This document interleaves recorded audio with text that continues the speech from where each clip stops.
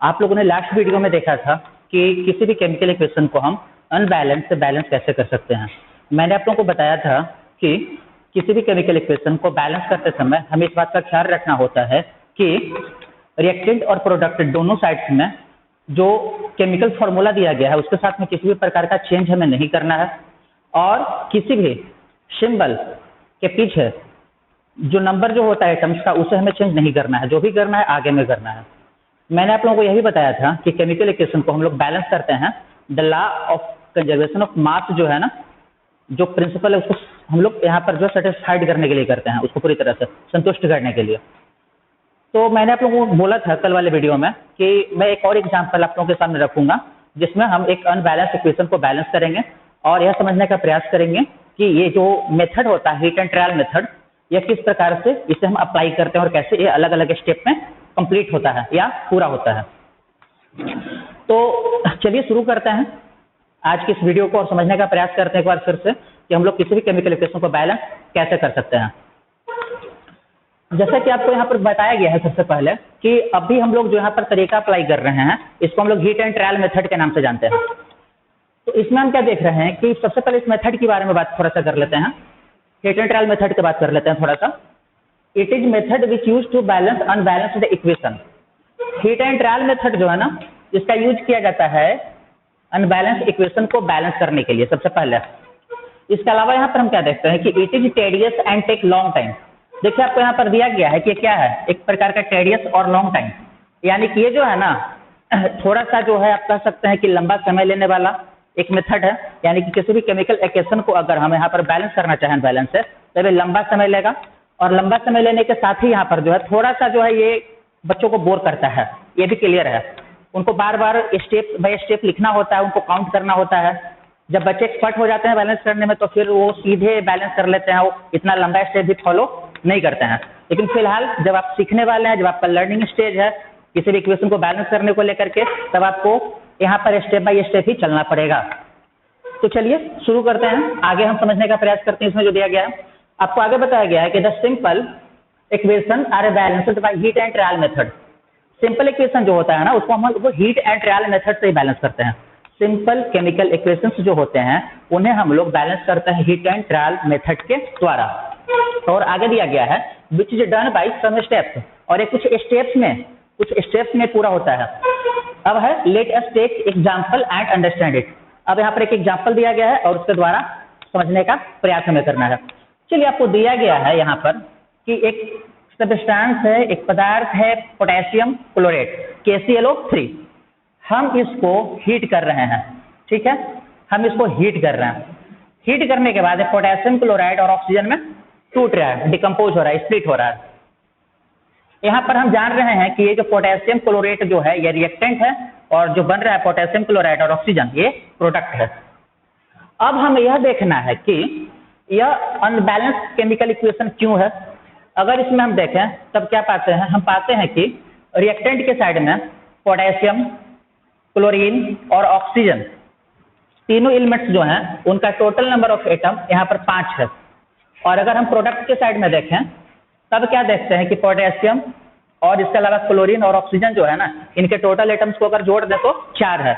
यानी कि आपको दिखाई पड़ रहा है यहाँ पर कि प्रोडक्ट जो है उधर 5 है, रिएक्टेंट जो है उस साइड में 5 है और प्रोडक्ट के साइड में 4 है।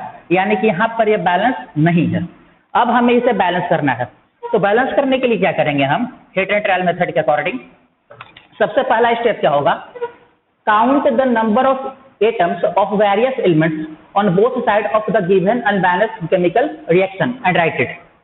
जो अनबैलेंस केमिकल इक्वेशन दिया गया है इसमें शामिल हम लोग एलिमेंट्स जो है ना, यानी कि जो तत्व जो हैं उनको हम लोग यहाँ लिख लेंगे और उनके एटम्स को काउंट कर लेंगे, ठीक है ना, उनके एटम्स को काउंट कर लेंगे दोनों साइड में, रिएक्टेंट भी और प्रोडक्ट के साइड में भी।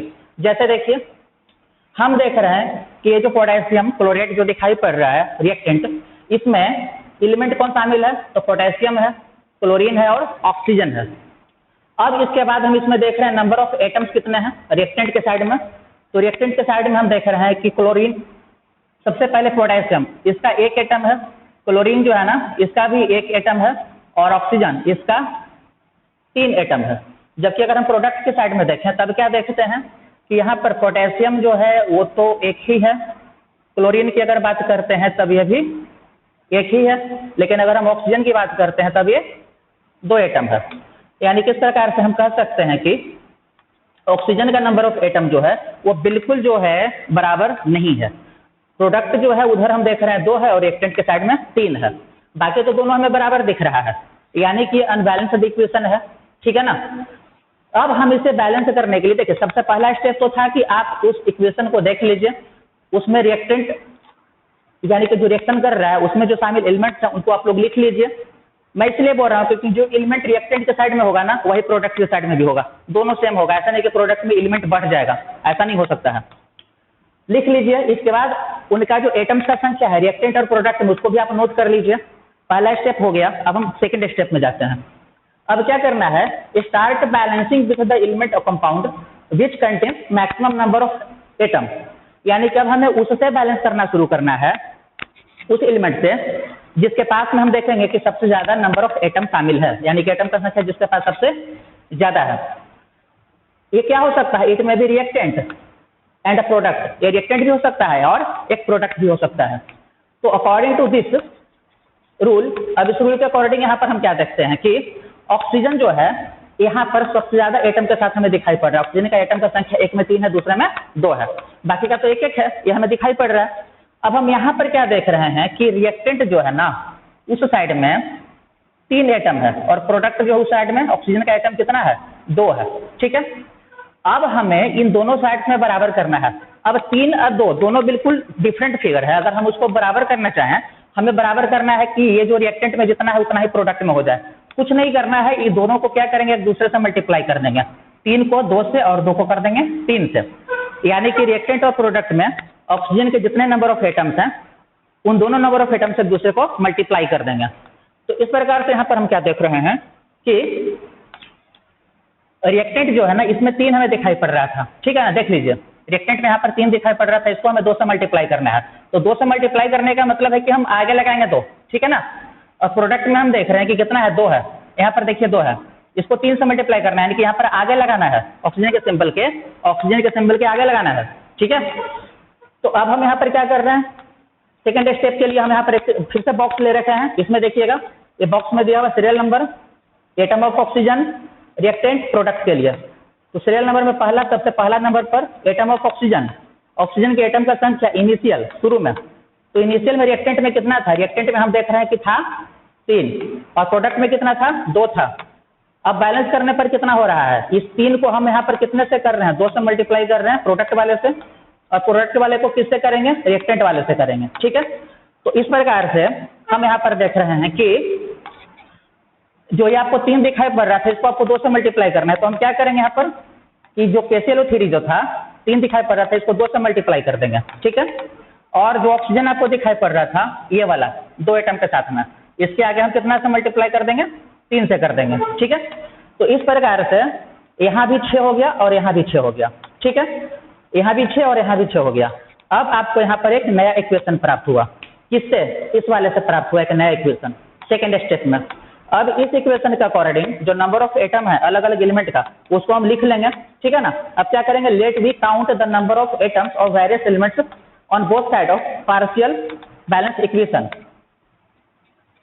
अब कुछ हद तक जो इक्वेशन बैलेंस हो चुका है उसमें शामिल जो अलग अलग एलिमेंट है ना उनके एटम्स का संख्या हम क्या करेंगे, फिर से काउंट करके लिख लेंगे जितने भी एलिमेंट है। तो फिर तो वही एलिमेंट है पोटेशियम, क्लोरीन और ऑक्सीजन। अब काउंट कर लेते हैं नंबर ऑफ एटम्स को। अब देखिए पोटेशियम यहाँ पर कितना एटम है, 2 है, हम यहाँ पर 2 मेंशन कर लेंगे, लिख लेंगे। इसके अलावा हम यहाँ पर देख रहे हैं कि प्रोडक्ट की तरफ कितना है, तो पोटेशियम का 1 एटम है। अब क्लोरीन की बात कर लेते हैं, रिएक्टेंट में कितना है, तो इसका भी 2 है, इसका भी 2 है। अगर प्रोडक्ट की बात करते हैं तो उधर इसका भी 1 है। अब ऑक्सीजन की बात कर लेते हैं, ऑक्सीजन जो इसका रिएक्टेंट में कितना है, 3 दूना 6 है।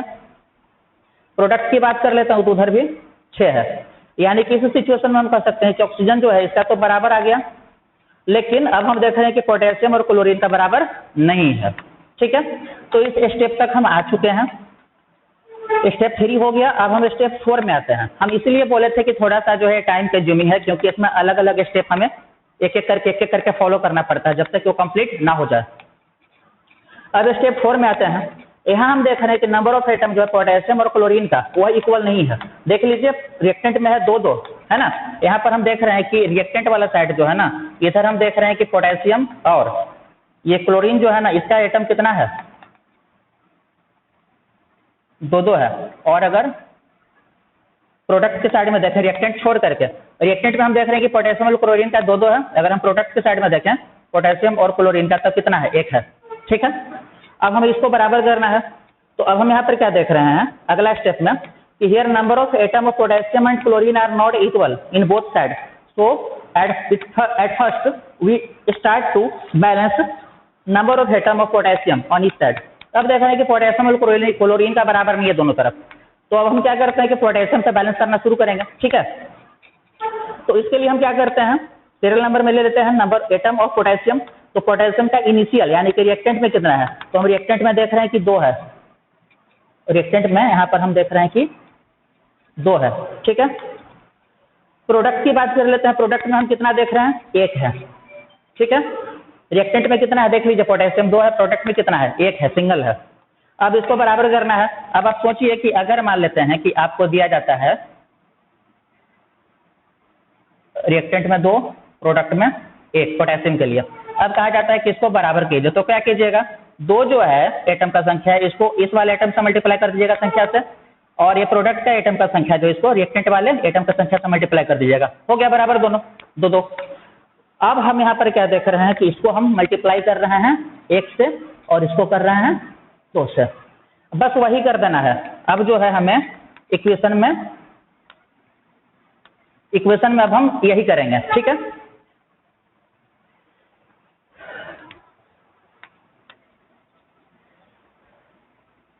देख लीजिए आपका इक्वेशन यही था, 2 KClO थ्योरी, एरो था, KCl प्लस 3O2 था। आपको दिया गया है कि रिएक्टेंट के साइड में 1 से मल्टीप्लाई करना है, तो आप आगे 1 से मल्टीप्लाई करो चाहे ना करो वैल्यू वही रहेगा, उसको चेंज हम नहीं कर पाएंगे। वो 2 KClO थ्योरी का 2 KClO थ्योरी ही रह जाएगा। ठीक है ना, यानी कि KCl जो है ना, KClO थ्योरी, इसके आगे जो 2 लगा हुआ उतना ही रहेगा, वो बदले वाला नहीं है। अब हम देख रहे हैं कि प्रोडक्ट के साइड में हमें 2 से मल्टीप्लाई करना है, तो प्रोडक्ट किधर है, पोटेशियम के लिए यहाँ पर प्रोडक्ट है। ठीक है ना, पोटेशियम यहाँ पर हमें दिखाई पड़ रहा है प्रोडक्ट साइड में। ठीक है ना, फिर से ध्यान दीजिएगा, रिएक्टेंट साइड में पोटेशियम जहां पर है उसको हम 1 से मल्टीप्लाई करेंगे, तो आप यहां से 1 से मल्टीप्लाई करो चाहे ना करो उसमें कोई चेंज नहीं आने वाला है। अब हम प्रोडक्ट में देख रहे हैं पोटेशियम यहाँ पर है। ठीक है ना, अब यहाँ पर हमको कितना से मल्टीप्लाई करना है, 2 से करना है, तो यहाँ पर हम 2 से कर देंगे मल्टीप्लाई इसको। ठीक है, अब हमें यहाँ पर एक नया इक्वेशन मिल गया, क्या मिला, 2 KClO थ्योरी, इसको हम यहाँ पर हिट कर रहे हैं तो क्या मिल रहा है, 2 KCl प्लस 3O2 यहाँ पर हमें प्राप्त हो रहा है। ठीक है, अब लास्ट स्टेप जो बच गया इसमें हम क्या करेंगे कि फिर से इस इक्वेशन में काउंट कर लेंगे नंबर ऑफ एटम्स को, पोटेशियम के लिए, क्लोरीन के लिए और ऑक्सीजन के लिए। तो चलिए यहाँ पर आते हैं, let we again count the number of atom of various element on both side. ठीक है, तो अगर हम काउंट करते हैं तब क्या देखते हैं कि रिएक्टेंट के साइड में पोटेशियम 2 है, क्लोरीन 2 है और ऑक्सीजन कितना है, 3 2 6। तो हम लिख लेंगे 2 2 और 6। ठीक है, यहाँ पर क्या है, बॉक्स में एलिमेंट दिया हुआ है जो शामिल है रिएक्शन में, तो एलिमेंट में आपको शामिल है potassium, chlorine, oxygen. Number of atom reactant में क्या है, तो 2 2 और 6, पोटेशियम का 2, क्लोरीन का 2, ऑक्सीजन का 6। अब हम देख लेते हैं प्रोडक्ट की ओर। प्रोडक्ट में क्या देख रहे हैं, पोटेशियम का 2 है, क्लोरीन का 2 है और ऑक्सीजन का 3 2 6 है। तो यहाँ पर प्रोडक्ट में भी अगर हम देखेंगे तो पोटेशियम का हमें 2 मिल रहा है, रिएक्टेंट का 2 मिल रहा है, और सॉरी पोटेशियम का 2 मिल रहा है, क्लोरीन का 2 मिल रहा है और ऑक्सीजन का 3 2 6 मिल रहा है। अब इस प्रकार से हम देख सकते हैं कि फाइनली जो है हमें यहाँ पर एक इक्वेशन ऐसा प्राप्त हुआ है जो पूरी तरह से संतुलित है, क्योंकि इसमें क्या देख रहे हैं कि रिएक्टेंट और प्रोडक्ट के साइड में number of atoms total equal है। यहाँ पर देखिए 2 2 4 6 10 टोटल नंबर ऑफ एटम्स 10, और यहाँ पर 2 4 और 6 10 नंबर ऑफ एटम्स यहाँ पर भी 10 है। यानी किस प्रकार से हमने इसको बैलेंस या संतुलित कर दिया। तो मतलब निकल करके यह आता है कि यहाँ पर अगर हमें बैलेंस करने को दिया गया है इस अनबैलेंस्ड इक्वेशन को, तब उसे हम एक एक स्टेप बाय फॉलो करते हुए जो है आगे की ओर बैलेंस करते चले जाएंगे, जैसा भी आपने देखा है। और हम नंबर ऑफ एटम्स गिनते चले जाएंगे, काउंट करते चले जाएंगे रिएक्टेंट में और प्रोडक्ट में, और जब हमको दिख जाएगा कि दोनों तरफ इक्वल है, जैसे कि देखिए हम यहाँ पर देख रहे थे कि पोटेशियम का नंबर ऑफ एटम 2 था, क्लोरीन का यहाँ पर 2 था, ऑक्सीजन का 6 था। इधर हम देख रहे थे कि पोटेशियम का 1 था, क्लोरीन का 1 था, ऑक्सीजन का 6 था। हमने पोटेशियम का नंबर ऑफ एटम को सिर्फ बराबर किया, लेकिन क्लोरीन का भी उसी के साथ हो गया, यानी अगला स्टेप हमको जाना नहीं पड़ा, पूरा हो गया वहां पे, ठीक है ना। तो इस प्रकार से आप इक्वेशन को बैलेंस कर सकते हैं। ये था हीट एंड ट्रायल मेथड। इसके अलावा भी और भी मेथड्स होते हैं केमिकल इक्वेशन को बैलेंस करने वाले, बट एक मेथड जो है सिंपली इसको यूज किया जाता है ज्यादातर इक्वेशंस को बैलेंस करने के लिए, मैक्सिमम नंबर जो होते हैं इक्वेशंस उनको बैलेंस करने के लिए। इसमें थोड़ा सा प्रैक्टिस की जरूरत है, अगर प्रैक्टिस कर लीजिएगा तो आपको उतना लंबा स्टेप लिखना भी नहीं पड़ेगा, उसमें फिर आप जल्दी से कम समय में भी इक्वेशंस को बैलेंस कर सकते हैं। तो यहाँ पर आपका जो है ये फर्स्ट चैप्टर इससे रिलेटेड लगभग जो है आपका कंप्लीट हो चुका है, जितना भी टॉपिक था। मैंने पहले ही कहा था कि ऑक्सीडेशन केमिकल रिएक्शन से रिलेटेड कुछ टर्म्स जो हैं उसको आप लोग एक बार पढ़ लीजिएगा अच्छी तरीके से, बहुत ही सिंपल सा है। जैसे कि यहाँ पर मैंने लिख रखा है कि ऑक्सीडेशन जो है ना, इससे जुड़ा हुआ इफेक्ट जो होता है हमारे डेली लाइफ में वो क्या है। तो ऑक्सीडेशन बहुत ही इंपॉर्टेंट रोल प्ले करता है हमारे डेली लाइफ में, इससे बहुत सारे इफेक्ट जुड़े हुए हैं, इनमें कुछ हार्मफुल हैं और कुछ यूजफुल हैं। अगर हम यहाँ पर बात करते हैं कंबसन का, रेस्पायरेशन का, तो क्या है, यूजफुल में आता है, ठीक है ना, ये यूजफुल होगा। लेकिन अगर कोरोजन और एसिडिटी की अगर बात करेंगे तो क्या होगा, ये हार्मफुल हो जाएगा, ठीक है ना, ये नुकसान करने वाला हो जाएगा। तो डेफिनेशन इसका आप लोग देख लीजिएगा क्या होता है। कंबसन तो पता ही है, दहन इसको कहते हैं। कोई भी जो होता है कंबस्टिबल सब्सटेंस ऑक्सीजन के संपर्क का प्रेजेंस में क्या होता है, जल सकता है, ठीक है ना। और जलते हुए क्या प्रोड्यूस करता है, हीट और लाइट, एक साथ में प्रोड्यूस कर सकता है हीट और लाइट दोनों, या हीट तो सिर्फ दे ही सकता है, ठीक है ना। रेस्पिरेशन के बारे में आप लोग जानते हैं, यहाँ पर क्या होता है, फूड का ऑक्सीडेशन होता है, सेल के अंदर माइटोकॉन्ड्रिया जो साइट है वहां पे।